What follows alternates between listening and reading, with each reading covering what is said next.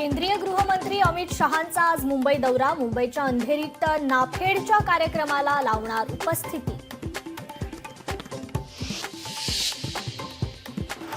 शहा देशात राहणार की तुरुंगात हे आम्ही ठरवू। शिवसेना मेळाव्यातून संजय राऊतांचा अमित शहांवर हल्लाबोल। मुंबईतील मनसेच्या विभागाध्यक्षांची बैठकीत हिंदी सक्तीच्या विरोधात आंदोलनाची पुढची दिशा ठरणार। ठाकरेंच्या शिवसेनेच्या सर्व आमदार खासदारांची आज बैठक। आगामी पालिका निवडणुकीच्या पार्श्वभूमीवर होणार चर्चा। वांद्रेमधील हॉटेल ताज लँड्स एंडमध्ये बैठकीचं आयोजन।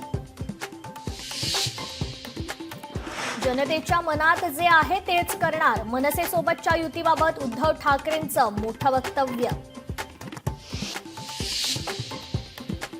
हिंदीसोबत वैर नाही, पण हिंदी सक्ती कशासाठी? उद्धव ठाकरेंचा संतप्त सवाल। हिंदी सक्ती गुजरातमध्ये करा, हिंदीच्या मुद्द्यावरून ठाकरे बंधूंचं एकमत। वाघाचं कातडं पांघरून लांडगा वाघ होत नाही, त्यासाठी मनगटात ताकद लागते। एकनाथ शिंदेंनी नाव न घेता उद्धव ठाकरेंवर साधला निशाणा।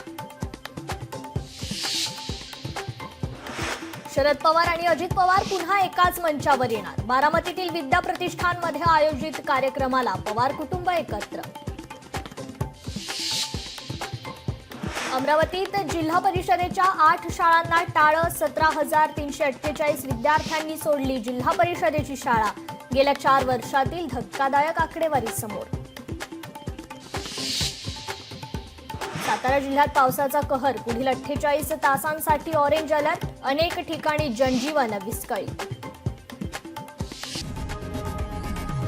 लोकशाही मराठी ऐका, पहा, जागरूक रहा।